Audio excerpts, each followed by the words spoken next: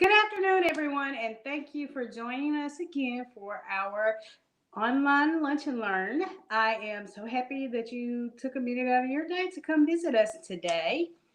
I am Carolyn, and we have some great things going on in Alzheimer's, Arkansas. Just a reminder, we do have the CareLink grant available, and you can visit that on our website at alzark.org/grants for all our available grants. Also, we have a new text system. And get out your phones. My phone is somewhere lost. But if you text capital ALZARK to 51555, you can stay up to date on our latest information and news that we have. We will text you no more than 6 times a month, and you can opt out whenever you want. So text 51555 ALZARK and get on our text list. Today I am so excited. We have Jamie Starks. Where's Jamie? Stacks. Hello. Look, Stacks. That's okay. Sunway Counseling and Wellness Center. Today she is going to talk to us about isolation. So we're gonna let you share the information so we can get started. So Jamie, it's on you. All right. Well, thank you for having me. I appreciate being here. I love the opportunity to talk about mental health. I think it's really important to destigmatize it, and so I love the opportunity to share my thoughts and views. So again, I'm Jamie Stacks, and I have been a therapist in the state of Arkansas since 1998. So a really long time, whatever that is. I've worked with all different populations, adults, kids, adolescents. I've worked inpatient settings, outpatient settings, just a variety of almost every population that you can think of. I primarily focus now on trauma and addictions, which often go together, and on helping people learn and use self-compassion and self-care and positive self-talk, because I find that most of us don't really have a great relationship with ourselves, which impacts our relationship with other people as well. So those are kind of the areas that I focus on. Also, another one, which is really fitting right now, is functioning through crisis. So we all have things that life throws at us, and you guys know that as well as anyone. You deal with difficult circumstances all the time, and you somehow have to still function through that. And so that's one of the topics that I really like to share about, and I'm passionate about.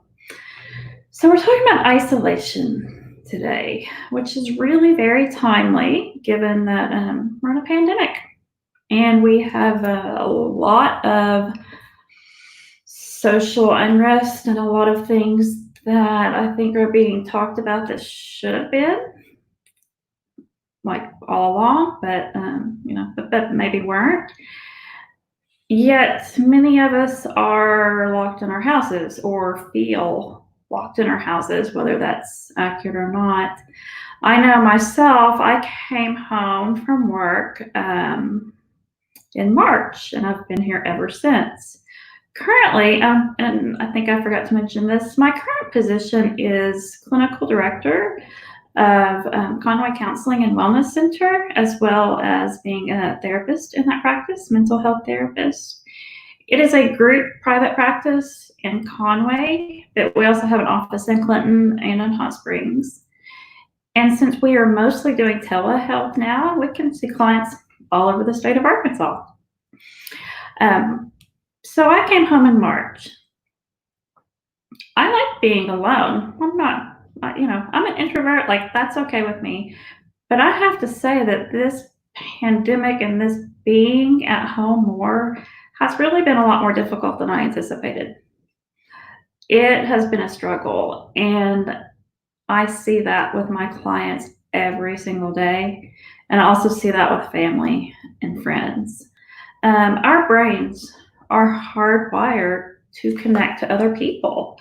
That's just that's just how we are. We're meant to live in community.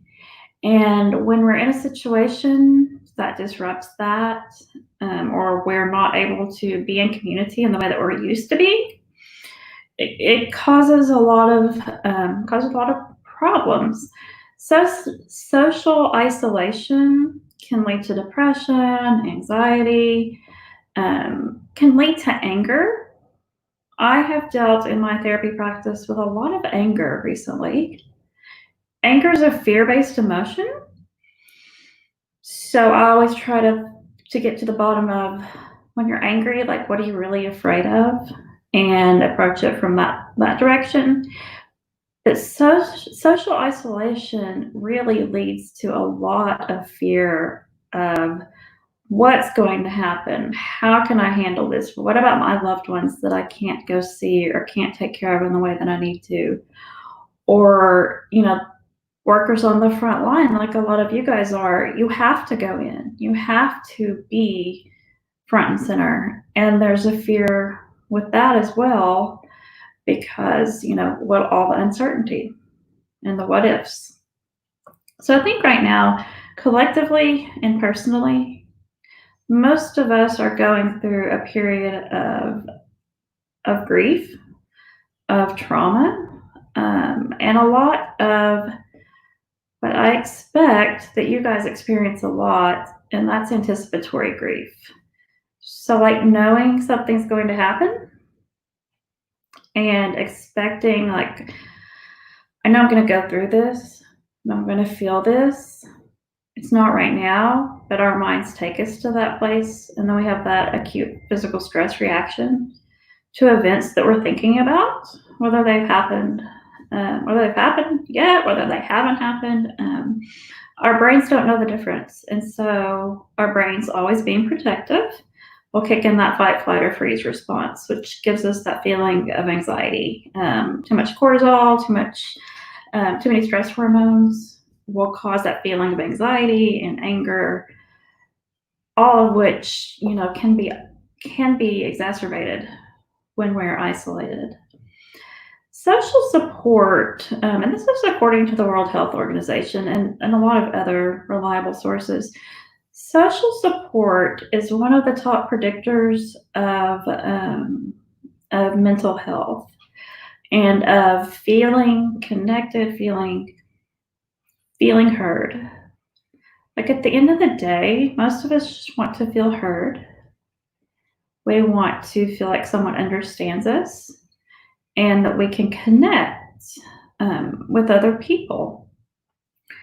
And when we don't have a positive support structure, or when that positive support structure is disrupted, whether it's due to illness, whether it's due to, the pandemic or where you're living or who you're around, that can feel really detrimental.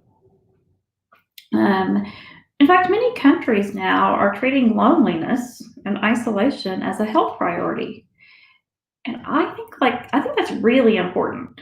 And I would love to see maybe the US take on that at some point, because it's a real problem. There are ways to stay connected, but sometimes we can't think outside the box.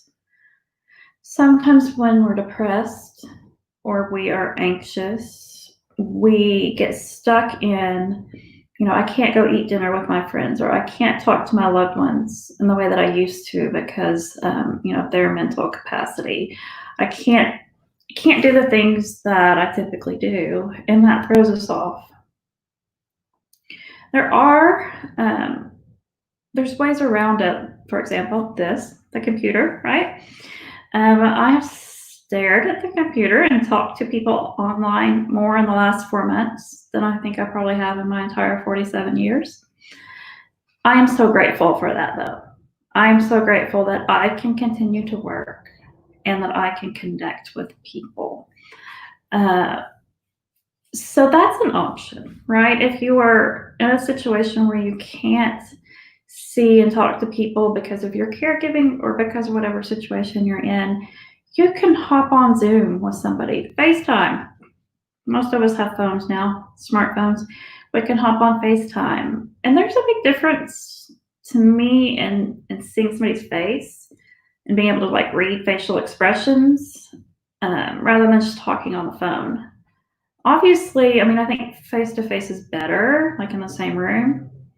But when that can't happen, like this is way better than nothing. And I think that there's a lot to be said for the fact that we do have so many different ways that we can communicate right now. Social media, like it can be a pretty aggressive place to be right now, but it also is a way of connecting with people. You know, we can find people we haven't talked to in years. We can find the people we talk to on a regular basis. When you're unable to see the people that you love as much as you want to, you can share pictures, you can share stories. You know, it's just a connection factor, again, where you have that visual aid rather than just a voice on the phone. A voice on the phone is fabulous. Like, that's a great way to connect to. A text message, just letting people know you're thinking about them, can do a huge service to helping them feel less isolated and to helping them feel more emotionally connected, happier, more at peace.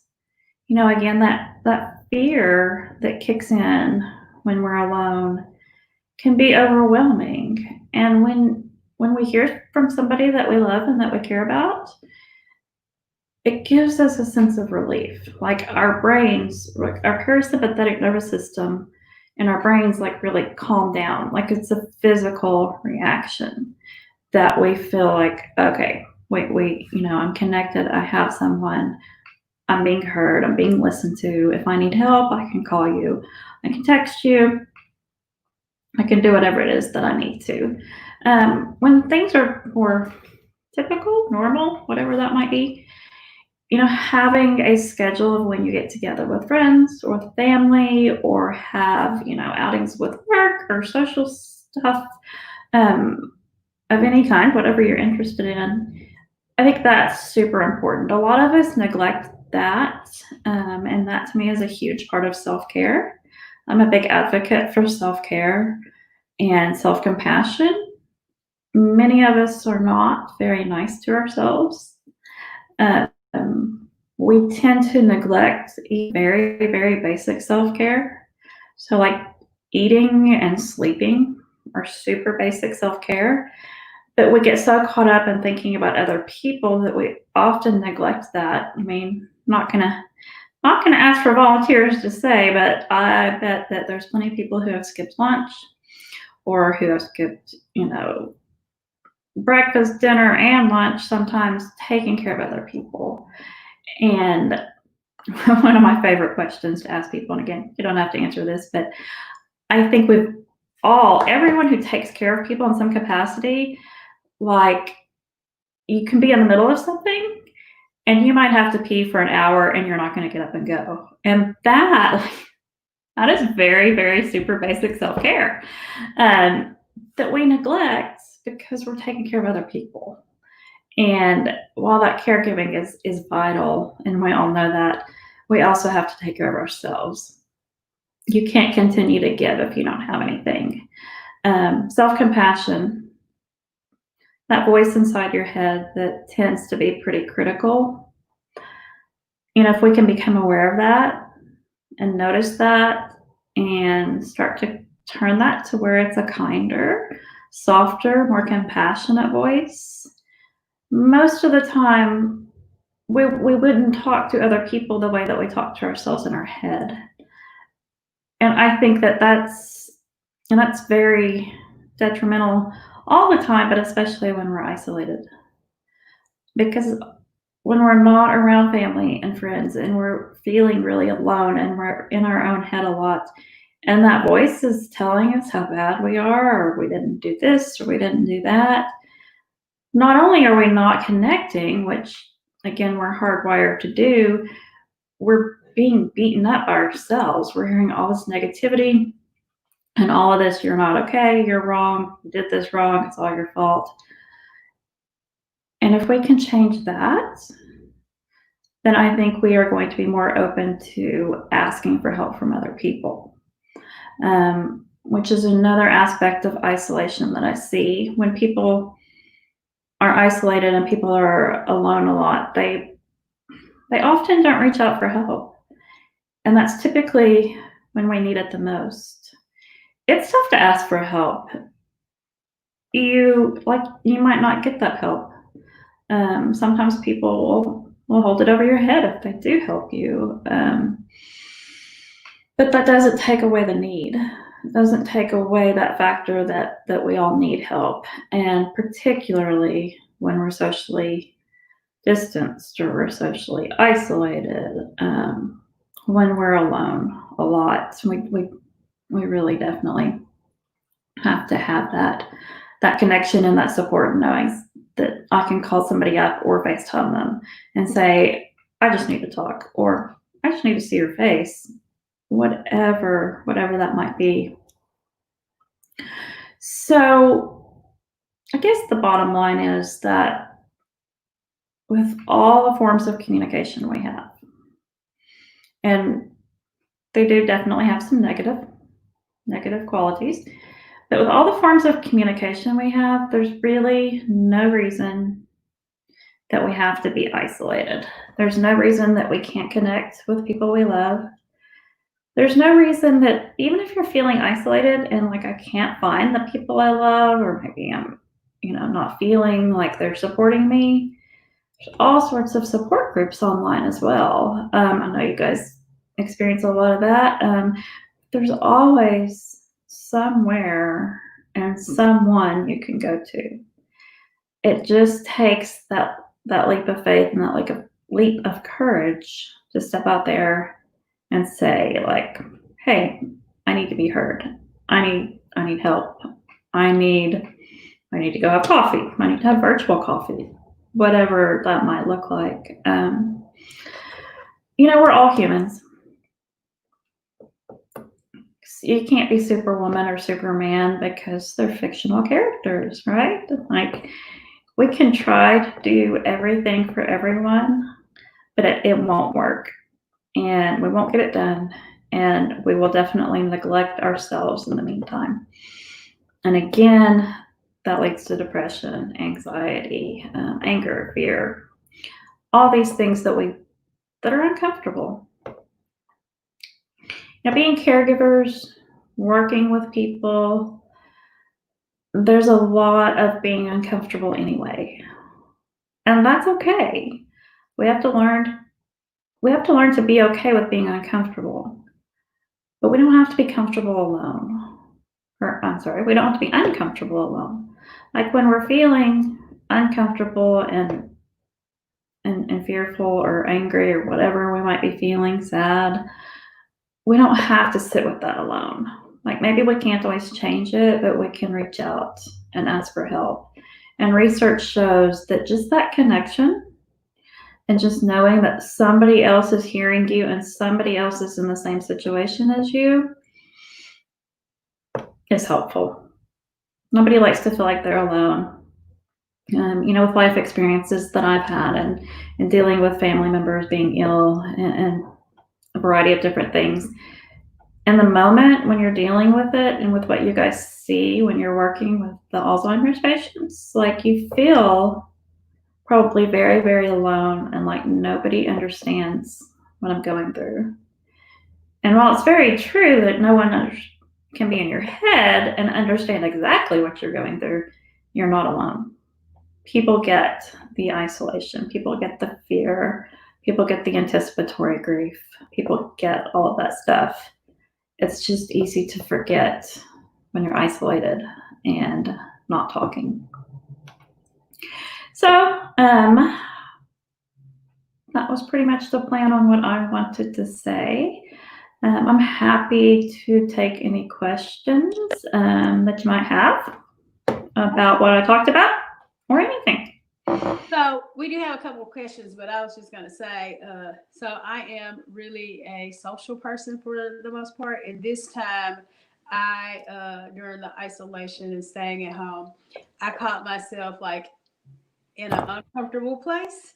So and it took a lot out on me as well. So I had noticed the way I started to feel, and I had to like start reaching out to people and finding new what Of course, we have the cell phone and we have FaceTime and all kind of ways to connect, but I was still missing because like I hug people and I'm like to see people, so I had to figure out ways like just to see people almost.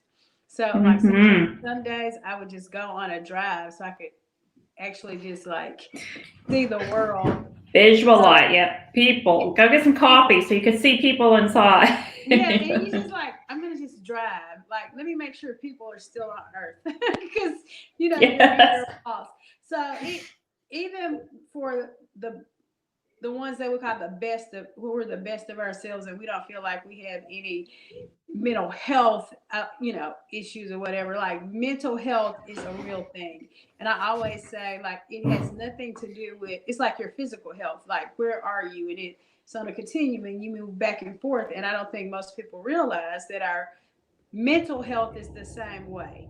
You can Mm-hmm. have good days and bad days, and then there's circumstances. So being aware when we feel some Mm-hmm. issues, some mental health issues, so we can reach out for the help or some kind of way to overcome it is important. So I thank you for that Yeah, information. But we do have a couple questions, absolutely. Okay. and the first one is: do you have suggestions for seniors to increase socialization during the pandemic? Again, connecting with people in any way possible. So maybe it's not the ideal sit down and have lunch or play games kind of way. Um, but making sure that you're talking to people on a daily basis, making sure that you are checking in with family, with friends, and with other seniors. There's a lot to be said for having empathy and giving to someone else what you want. And so reaching out and doing that can be super helpful. And people are getting pretty good at social distancing, which I really prefer to call physical distancing Mm-hmm. because we don't want to be socially distanced. We want to be physically distanced. And so sometimes there's ways that you can find places that are able to physically distance so that you can increase socialization and you can be around other people. That just kind of depends on the circumstances and where you are and who you're around. But by all means, reach out to people. You are so correct, Jamie. I'm gonna tell you what happened to me. So going to the grocery store, of course we have our mask on, and this is kind of in the beginning. So I think we as people like we did social isolate like in grocery stores. It's like okay, we went in the grocery stores, but like we like nobody had eye contact with me. It was kind of like everybody was like skittish.